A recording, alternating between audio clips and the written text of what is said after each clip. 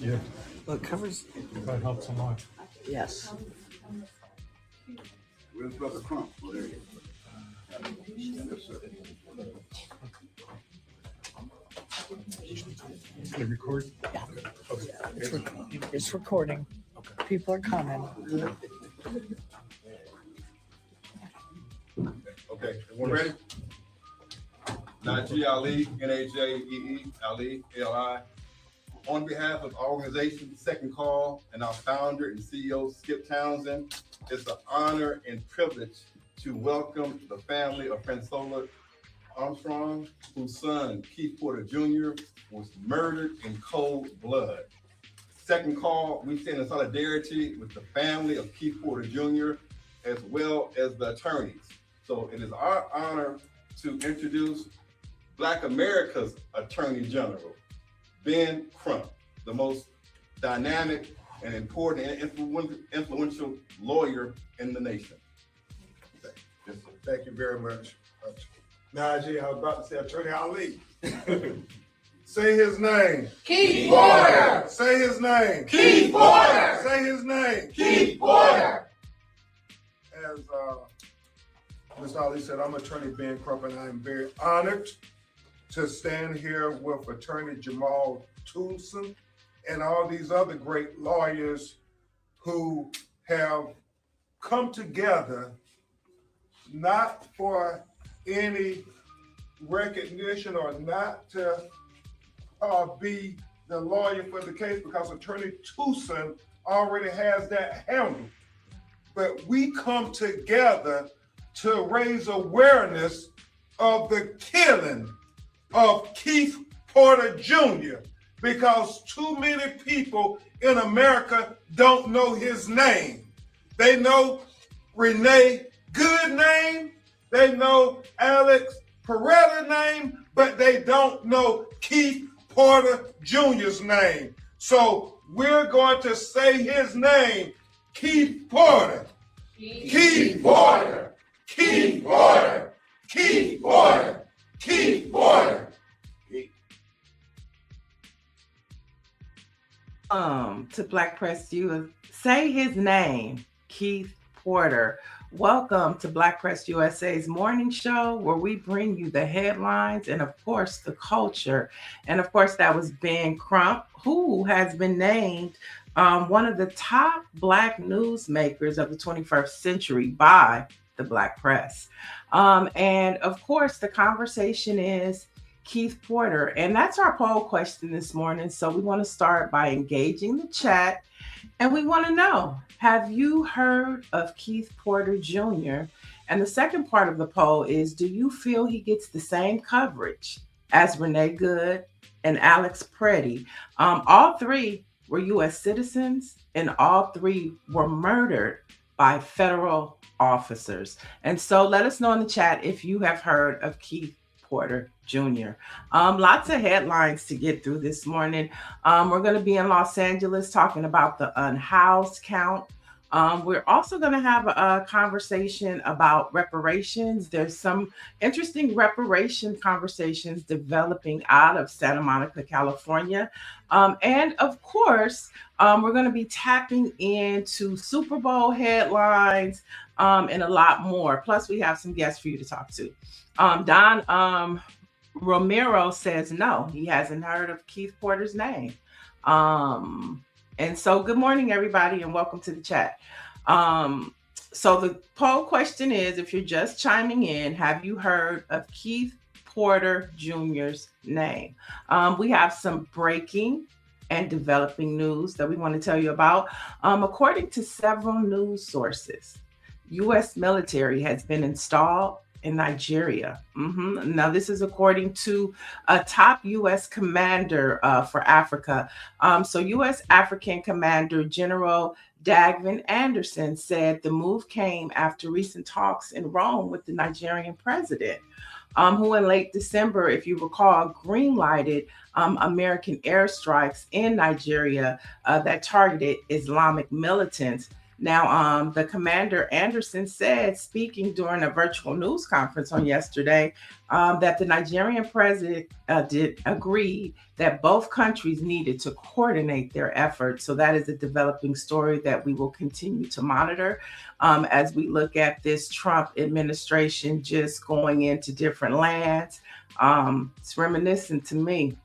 And I'll let you put that in the chat what you think it's reminiscent of. And in more news, breaking news, Minneapolis, y'all, and its residents have been nominated for a 2026 Nobel Peace Prize. So far, no word on Trump. Now, of course, this is amid the ongoing tensions in Minnesota over the actions of ICE. And this is the first time in Nobel Prize history where an entire city had ever been nominated. So, we continue to pray for Minneapolis. But I wonder how, that guy on Pennsylvania Avenue is feeling right now. Now, he might not have been named in the Nobel Peace Prize nominations, but, according to several redacted papers, he's definitely all up in the Epstein file, but everybody else is coming out randomly but his name. And so the Epstein files are released, and Russell Wilson was somehow named in them. And he tweeted and said, "Not today, Satan," as he addressed his name appearing in the Epstein files. And so he posted, "Nope, absolutely not. Not today, Satan. Some random plane broker tried to sell me a plane. I had no idea whose plane and never bought the plane. Never talked or met the man, thank God." So Wilson was mentioned in the Epstein files, but it was by a pilot in 2019 who was trying to sell him an Epstein plane. And so you see how all of these random conversations are coming out, but the one person whose name is allegedly all through it, just no mention. So we'll continue to follow the Epstein files and figure out how things are connecting the dots and tying back to Donald Trump. And of course, if you know, on the Hill, there's still conversations about the Clintons coming to testify.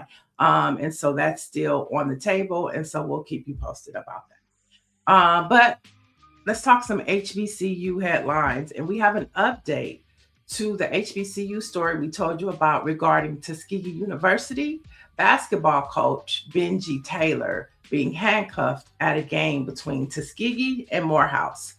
So joining us to discuss Black men in sports leadership is civil rights attorney and the former president of the Georgia NAACP. Welcome, Gerald Griggs. Good morning. How you doing? Good morning. Thank you for taking the time. Anytime. So I know we don't have a lot of time, so I'm gonna get straight to it. For our viewers that don't know, can you give us a brief update as you are one of the attorneys representing the coach from Tuskegee? Can you give us an update or brief overview of what actually happened at that basketball game? Yeah, so Coach Taylor was coaching college basketball, his team at Tuskegee. They were playing Morehouse.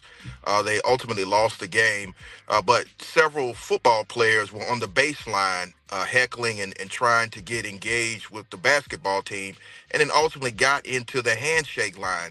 And so Coach Taylor, knowing the rules of the conference, that you cannot have contact with athletes while they're playing, went over to the security, which turned out to be a on-duty police officer, and told him about the conference rules.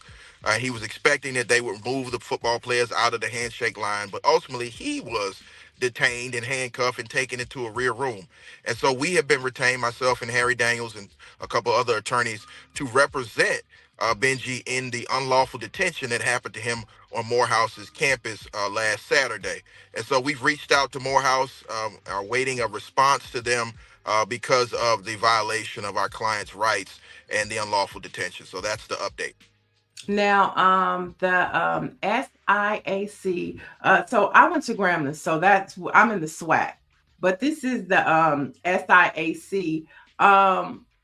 they responded. Can you give us an update on what their response was? Yeah, their response was in full support of the coach and the conference rules. So they fined Morehouse an undisclosed amount. They released that statement about 2 days ago that they found that there was a violation of the conference rules, which was exactly what our client was trying to get law enforcement to understand. And so they fined Morehouse an undisclosed amount. Now, Coach Taylor said he felt violated and heartbroken that his family and players had to see him treated like a criminal. So, how are you calculating the damages of professional humiliation for a Black man in a leadership position like that? Yes, I mean, this will follow Coach the rest of his career. It's been seen by millions upon millions, the video of him being taken out. It was also seen by thousands that were in the arena. So we are taking into account the professional harm to his reputation as well as the humiliation. He is the first collegiate coach ever to be arrested on the court. And so all that is going into the factors of our outreach to Morehouse, but the ball is in Morehouse's court. So we're not looking for a number. We're looking for his name to be cleared. We're looking for his reputation to be unharmed. And so it's incumbent upon Morehouse. And we all know the history of Morehouse. They're one of the central schools that is responsible for the civil rights movement. But here we are having civil rights being violated on their campus. So it's incumbent upon them to get in touch with us so we can clear Coach Taylor's name. And you're speaking of HBCUs that we love dearly. But this happened at a classic rivalry, like when we see the Bayou Classic, right? Grambling versus Southern. So what is the message to other institutions about the legal liability they face when game day security isn't up to the code? Well, they always need to understand the Constitution of both the state and the United States always applies in those situations. So they have to be cognizant of civil rights violations. And we would hope that we would never see anything like this on the HBCU campus. I mean, they are the purveyors of the creation of legions of lawyers and civil rights activists who have pushed forward for this. But I think that, rivalry games get intensified, but we have to remember the law still applies. So I think having adequate security and making sure that they understand that there are ramifications for any actions that are taken by security under your watch. How is Coach Taylor doing? He's shaken, but he's resolute to continue to coach and to continue to uplift the young men that are in his charge. He wants the world to know that he will continue to fight and clear his own name and make sure that individuals know that we will not stand for people's rights to be violated. Now, you mentioned you're working with Harry Daniels on this. Now, is the goal a settlement and an apology, or are you looking to go all the way to a jury to ensure this never happens again for another coach? Well, as you know, Harry and myself are trial lawyers, so we always expected it to go the full mile. But, if Morehouse wants to do the right thing and clear our coach's name and make sure that his reputational harm is taken care of, then we will, think about that option. But we are trial lawyers, so if we have to go to trial, we will go to trial to send a message not only to Morehouse, but to the rest of the colleges out here. We will not stand for coaches or players or anybody's rights to be violated on our watch. So we'll go the full mile if necessary. And just to be clear, this is not, you're not looking at the SIAC. This is just particularly for Morehouse. Just Morehouse and the officer in question. Got it. Okay. Thank you for that update. But since I have you here, since we're talking about Black men in leadership being sidelined, let's look at the NFL Commissioner Roger Goodell, who just admitted that out of 10 head coach jobs this cycle, not one went to a Black man. He says the league needs to make progress, but we've been hearing this, of course, for 20 years. So let's talk about the Rooney Rule. The Rooney Rule was supposed to be the solution, but here we have in 2026, with only 3 Black head coaches in the league, that is 70% Black. So is the Rooney Rule now just a legal shield for owners to keep hiring who they want? Just saying that they're checking the box? Yeah, I think that we have to reevaluate the Rooney Rule. I've always had concerns about the lack of diversity in coaching as well as in the front office in the NFL, considering it's a primarily black league. And, you know, you cannot celebrate diversity on the sidelines and on the field by painting, you know, messages without doing the actual hard institutional work. So I do think the commissioner needs to take a strong look at this. There may need to be more mandate in diversity and equity and inclusion in the NFL.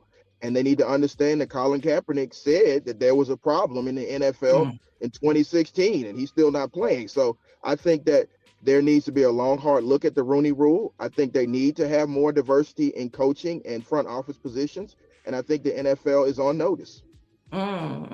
So we saw Brian Flores take the league to court over these same hiring practices. So you're a civil rights attorney. So we got to know, when a commissioner admits the results are unacceptable, but nothing changes, is there a path for a class action lawsuit on behalf of these fast over coaches? Well, it would seem that way. It seemed like there was an admission that will hold up in court. So I don't currently have any clients suing the NFL, but, you know, hey, if they want to open themselves up to liability, I think they just did that.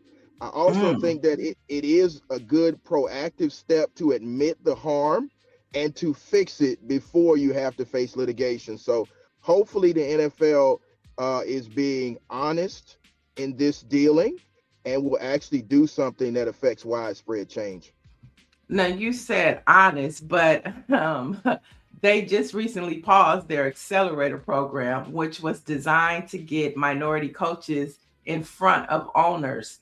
But they canceled it, citing the political climate. So is the NFL caving to the anti-DEI pressure at the expense of Black talent?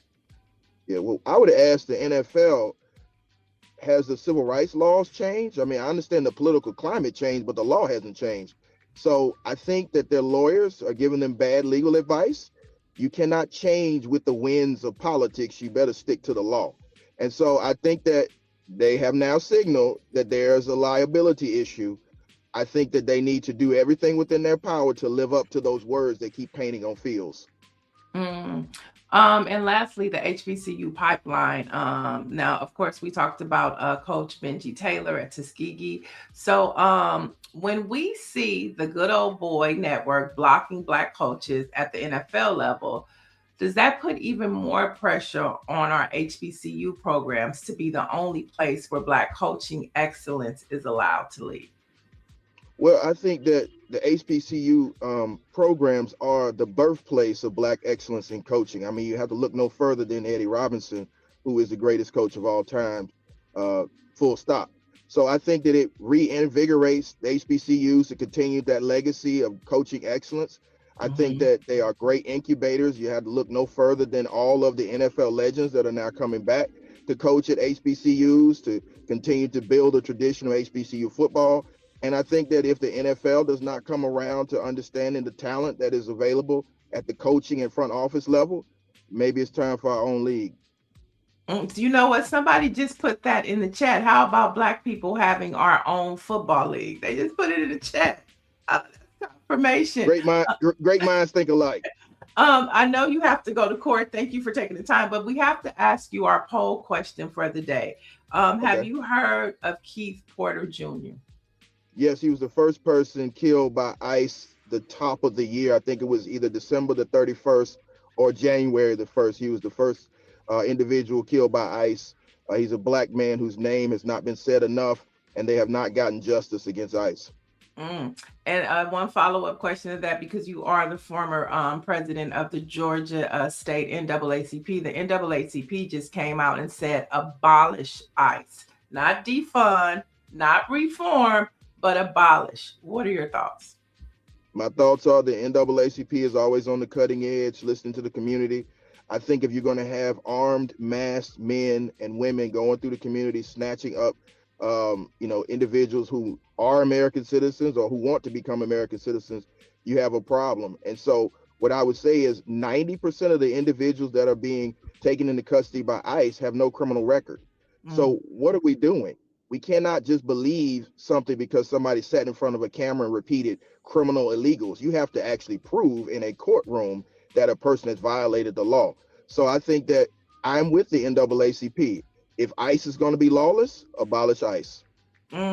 Thank you so much for taking the time, family. This is civil rights attorney Gerald Griggs. He's out of Georgia, Atlanta. He's on his way to court, but we love to have you back. I'll definitely come back when I'm not in court. I appreciate you. Thank you for uplifting Coach Taylor's story, and we will continue to fight for justice for Coach Taylor. Yes, have a good one. Thank you. All right, you too. Thank you. All right, bye-bye. So let's head from Georgia. Let's head to Los Angeles. We have a full conversation for you this morning about what's happening. Let's start in Santa Monica, California, who has approved an historic $3.5 million in reparations. Now, in a unanimous 7-0 vote, the Santa Monica City Council established one of the nation's largest locally funded restorative justice programs. Now, the 3.5 million fund aims to address decades of discriminatory housing and exclusionary policies that displaced Black residents, including the descendants of the historic Ebony Beach Club. It's just like Bruce's Beach. And remember when they got rewarded because the land was taken? So this is the same. Now, this initiative focuses on supporting descendants and residents harmed by past city policies, such as the construction of the I-10 freeway through Black neighborhoods. Now, I know the question is, where does the 3.5 million go? Who does it go to? How is it going to be distributed? So they did release some information. So the focus areas for the funds are aimed at housing assistance, economic development, and other initiatives targeting families displaced, right? How they plan to implement it. The city will establish a framework to identify eligible beneficiaries and define specific actionable reparative measures. So that's what's happening. Some real, passing out of reparations for those that were affected, by these systemic practices in our nation. And so let's head down to, let's talk about the homeless count. So Los Angeles annual homeless count is still underway. It happened last week, but now they're counting. And advocates say there's one population that's especially hard to get an accurate count on, and that's families. So homeless services providers say families don't usually experience homelessness out on the streets. Instead, they are more likely to be living discreetly in their cars, in motels, and with other, families. So providers worry they'll see more families struggling with homelessness, with funding cuts to service systems, and that's thanks to the federal government. So here's why all this is important. The 2026 Greater Los Angeles homeless count is essential because historically, the unhoused in Los Angeles represent 30 to 40% of African Americans. Okay. That we represent 30 to 34% of the unhoused population. But the problem is African Americans only make up 8% of the community here in LA. So if we're 8%, but we make up 30 to 34% of the unhoused, that is a serious crisis. That is a pandemic, an epidemic, and all of the above. And so we're waiting on our next guest, Chris Martin, who is running for city council in Los Angeles. And that community is unhoused with a high population. And also it has been a population that has been predominantly run by African Americans. The 9th district in LA has been Black led since 1960. And he is the only Black person running for that office right now. And so he's going to come talk to us and tell us, is he getting Black support from the community, right? And he's going to come talk to us about why he's running. And while we wait for him, we're going to jump to another story. And so Well, let's see what the chat is saying right now. Good morning, Dr. Marilyn. She says, thank you. No, Xavier uncovers 7 million enslaved in Africa today, yet nobody talks about. Okay. We got some chat. Let us know if you agree with our poll for today. Have you heard of Keith Porter Jr.? Have you heard of Keith Porter Jr.? That is the poll question of the day. Let's go to some more HBCU headlines where Morris Brown College has secured nearly $1 million in new funding. Now, this is through a combination of private and public support, including contributions from ATL rapper T.I. and from the AME Church, plus a federal grant of approximately $700,000 coming from the federal government and by way of Georgia Representative Nikema Williams. And this comes, of course, after we were talking about this. Kevin James was terminated. Then he was reinstated as president.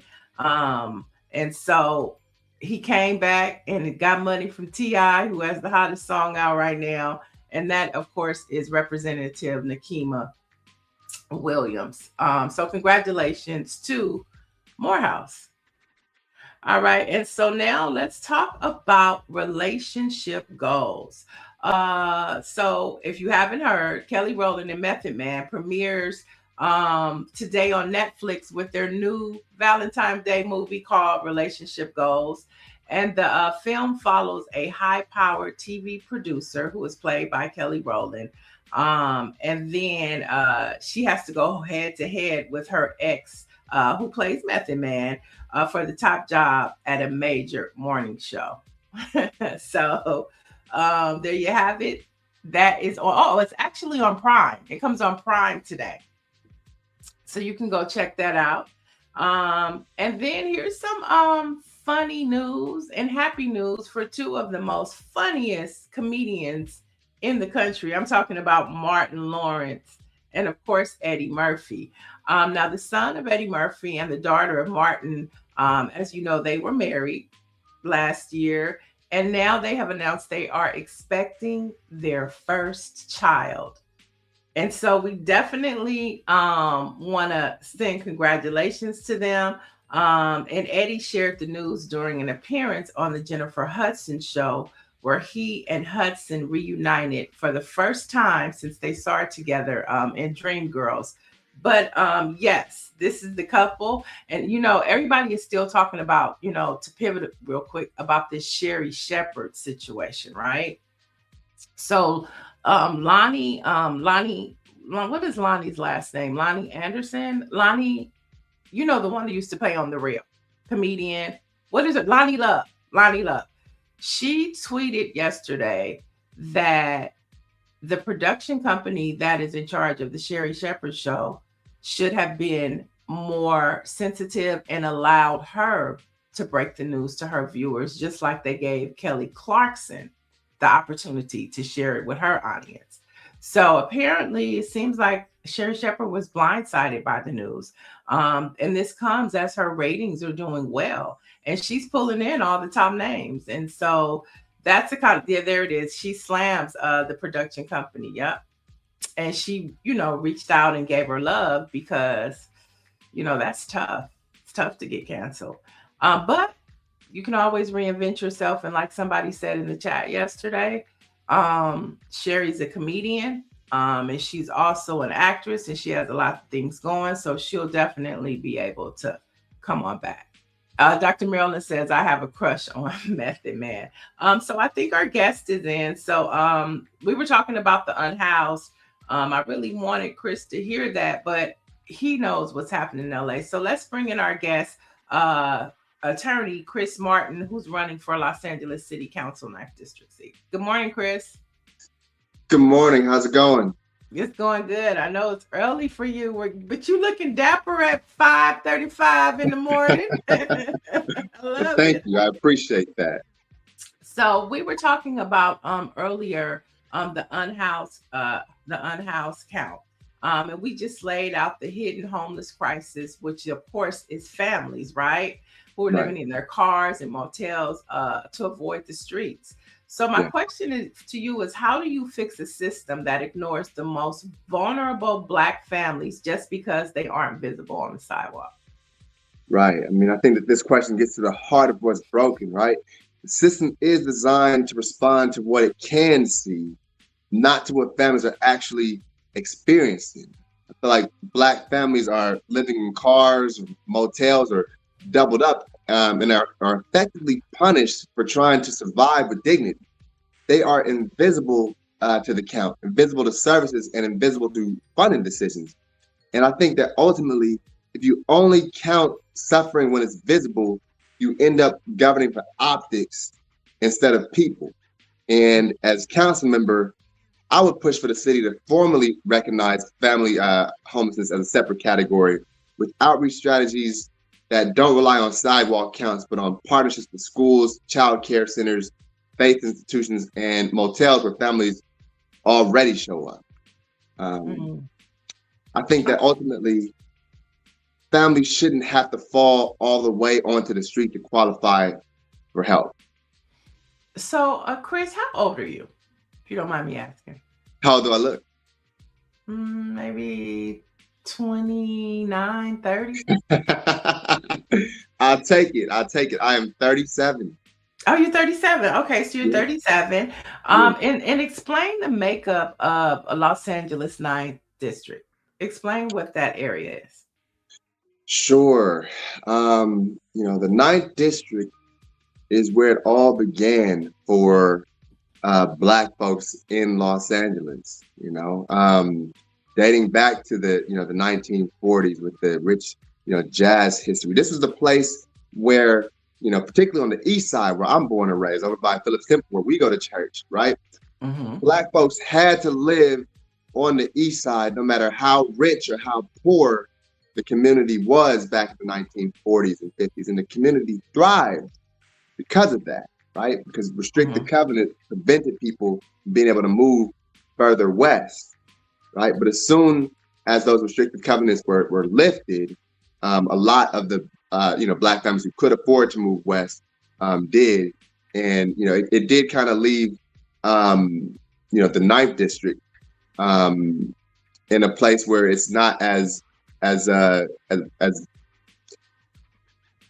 it's not doing as well as it used to because of that, Right. And I think, it's important to establish, what the 9th district is in LA. And you brought up the jazz festival. The jazz era. The historic Dunbar Hotel is there where you could see, Dizzy Gillespie. You could see Duke Ellington.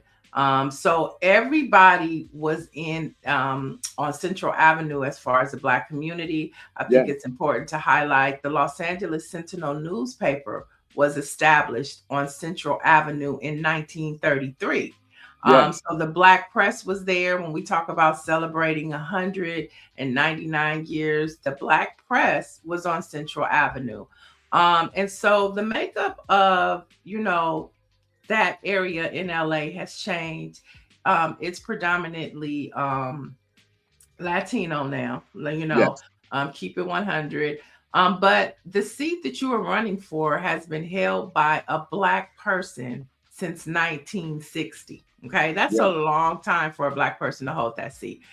How has the Black leadership in LA received you as a candidate? Are you having support? Are people taking conversations, or are they just going with the other candidates? People are taking conversations, but I think that deals have already been put in place to give up the seat long before those conversations are had.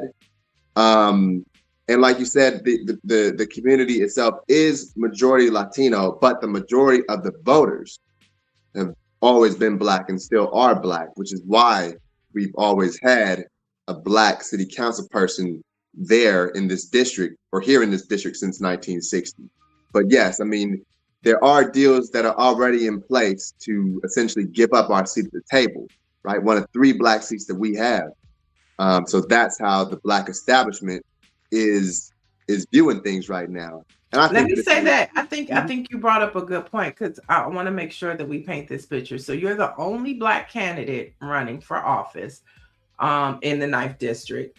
And so you brought up 3 council members. And so you're talking about city council, where we have Marquise Harris Dawkins as the president of LA City Council. Yeah. Then you have Heather Hutt, who is a city council member. She's actually my city council member. And then you have Curran Price, which is the 9th, which is the seat that you're running from. And those are out of how many city council members do we have? we have 15 right now. Okay. And so we have 3. And so if you don't win, then we're only going to have 2. Correct. That's what I'm saying. Okay. I think perspective is, context matters. That's exactly what it is. And I think that we have a important question that we have to ask is, are we ready to give up our seat at the table? And it seems like the Black establishment is ready to give up that seat at the table. And it's incumbent upon me to say, no, we are not going to give up our seat at the table. And so you were raised in the 9th district. And talk about, because it's like, you can't just, say, okay, I just have to vote for the Black person, just Right. because there's only one Black person, that's not what's being said. Right. But talk about why you're running and why you're qualified to run. Right. Absolutely. Because I'm more than just the quote unquote Black person. I am uniquely qualified to be able to do this because I know the district better than any other candidate, right? Being born and raised in South Central Los Angeles, being born and raised on the east side in the Central Avenue Jazz District off of 43rd and Central Avenue. I never left my community because I love my community with all of my heart and with all of my soul, right? Even after I became a lawyer, I still decided to stay in my community so I could change my community from within. Everybody else, a lot of the other candidates moved into the district because they felt like the 9th district was an easier, opportunity for them to be able to win elected office. Mm-hmm. I'm running because I genuinely want to be able to serve my community while I live in my community. All right. So let's talk a little bit about tech and the future. You propose building an AI-focused job center in South Central. Gen X often, I'm a Gen Xer, Yeah. we often feel skeptical about tech leaving us behind. We're skeptical about it, but also we don't want to get left behind.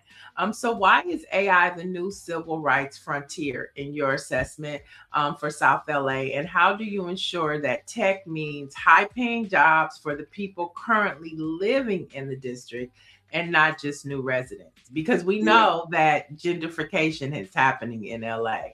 Right. And so, what are your thoughts on that? Yeah, I think that every major economic shift in this country has either included Black communities or it has left them behind. I think that the new technology will be no different unless we intervene now. I think that the next wealth gap is being coded right now. And a job center in South Central on Central Avenue that focuses on technology isn't necessarily about turning everyone into a programmer, but it is about access. It's about training and certification and apprenticeships and pathways into high-paying jobs that don't require leaving the district. It is also about ensuring that Generation X workers can transition, that young people can compete, and that South Central Los Angeles isn't locked out of the fastest growing sector in the economy. I believe that technology should be a ladder and not a wall. Mm-hmm. Yeah, so I think that it's crucial that we train up folks, especially the next generation, so that they can become, six-figure earners like myself and decide that they want to stay in the community and improve the community from within. I'm trying to create a whole new generation of young people who are like me, who love this community and have the means and resources to be able to change it from within, not to move from the community, but to improve the community from within. Now, ICE is running rampant. And of course, the 9th district is a very heavily populated Latino and immigrant community. What are your thoughts on ICE, and what are your thoughts on the police chief saying that he will? So I guess city council, and there was a mandate that ICE ICE officers had to show their face. They can't walk around with the mask. And the police chief said that he's not going to enforce that on ICE agents. What's your response to that? And if you were chosen as elected as the 9th District City Council member, what would be your approach to dealing with this ICE crisis we're in? Yeah. Well, I think it's a shame that the police chief won't enforce unmasking those ICE agents. I want to be clear about that. I think that Los Angeles has to remain a city that protects immigrant families and not collaborate in their harm. ICE enforcement, I believe, destabilizes families, and it terrifies children, and it drives people further into the shadows, which only worsens homelessness and labor exploitation and public health outcomes. And as council member, I'll stand up to the city of Los Angeles. I've got ample experience as a civil rights attorney, standing up to the city of Los Angeles when they abuse the rights of Los Angelinos, right? When they abuse Black and brown people. I got ample experience as a lawyer in children's court defending Black and brown families when they were trying to keep their families together or get their families back after DCFS, would get involved and try to take their children. And there's a lot of crossover with immigration issues with that. So as council member, I got no problem standing up to those oppressive folks in there. I will defend and strengthen sanctuary policies.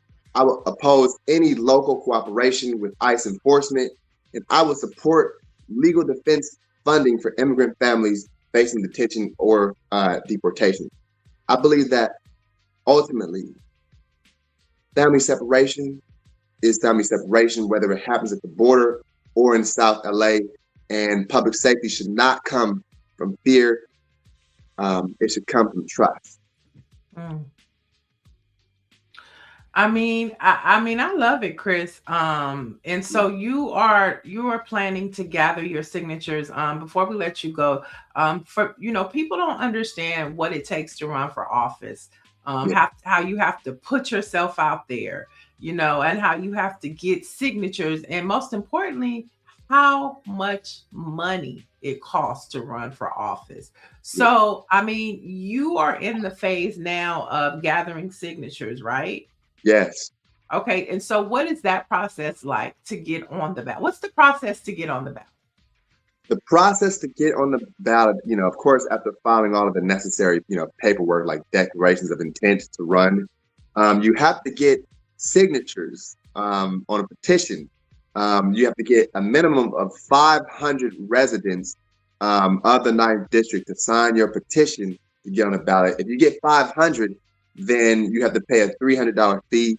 If you get 1,000, then you don't have to pay the $300 fee. So I'm shooting for over 1,000. I'm gonna be out here on February 7th from 10 a.m. to 1 p.m. at Phillips Temple, my home church, located 971 East 43rd Street in Los Angeles, in South Los Angeles. And I welcome everybody to join me. Okay. All right. Well, we wish you the best. The primary is June 2nd, this year. So make sure you're registered and ready if you're in LA. And so thank you, Chris, because we're going to be talking to a lot more what it means to be young, gifted, and Black candidates that are running for office on a local and state level, because I'm always one to say is that real change happens on a local and state level. So thank you for waking up and taking the time to join us this morning. Absolutely. Right. I'm following the footsteps of Gilbert Lindsay. The humble janitor who went from sweeping the floors of City Hall to becoming the first and longest serving Black city council person in Los Angeles city history. That is the legacy that I'm walking in, and I'm looking forward to y'all's support. Thank you.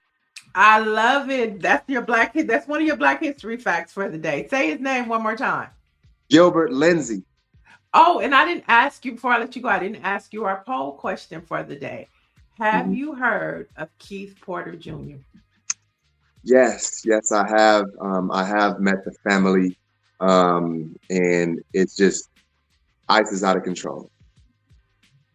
ICE is out of control, and my heart goes out to them. I see the family every Wednesday, and I'll be seeing them later today. All right. Somebody, Orange says, picking and choosing on what laws to enforce is a cause for removal without pay. Mayor Bass, I am a supporter of you, but if you let this happen, you will lose your reelection. Oh, that's somebody in the chat. That wasn't for you. All right. Thank you, Chris. Take care. All right. Bye-bye. Nancy Wall says, why should they be allowed to mask and the local law enforcement doesn't? I don't understand why they are united. David Youngblood says ICE is out of control. And then Nancy Wall says, thank you, brother, for running and explaining your thoughts. Yeah, we'll be having a lot more candidates coming on that are running for the midterm election, because as we know, this is critical. We're going to have a conversation tomorrow about Donald Trump trying to nationalize elections. That's what we saw the start of when we saw them taking those boxes out of the Fulton County elections office. And they said it was something bigger. So he's now starting this week to say that he wants to nationalize elections. So we're going to have a conversation about that. And so midterms are critical. They're important. And the Republicans and the Trump and MAGA, they're scared. And so now they're also talking about, I think Orange G put this in the chat earlier, the conversation of Stephen Bannon saying that ICE will be at the election voting sites. So this nationalizing elections, ICE, the intimidation factor that they are trying to push, the levels that they are going to try and steal, and intimidate. Those are the two words that they're working on, steal and intimidate. And so it's critical that we continue to have these conversations and uplift these voices that are really trying to make changes in our local communities and in our states, because that's where the battle is right now. Even though it's a midterm for Congress, those people are coming from the states and they're going to be representing us on Capitol Hill. So midterms are critical, and we're really going to wrap this conversation up about what's at stake for Black Americans in this country. And with that said, we are only great because of our past. So let's jump into some Black history facts before we get up out of here. Today, in 1913, Rosa Parks, the first lady of civil rights, she was born in Tuskegee, Alabama. Sorry about that. She was born in Tuskegee, Alabama. And her story, of course, we all know. It was adapted into a 2002 TV movie, The Rosa Parks Story, starring Angela Bassett. So today we celebrate the life, the legacy, the memory, and the work of Mother Rosa Parks.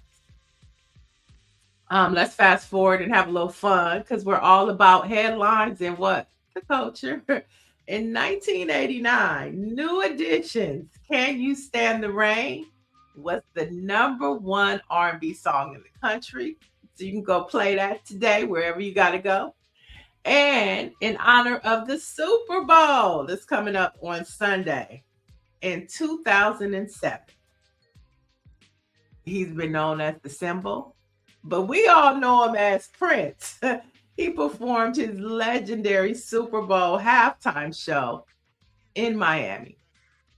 So we hope you've been informed, entertained, because we do this for you. It's the headlines, it's the culture, it's Black Press USA.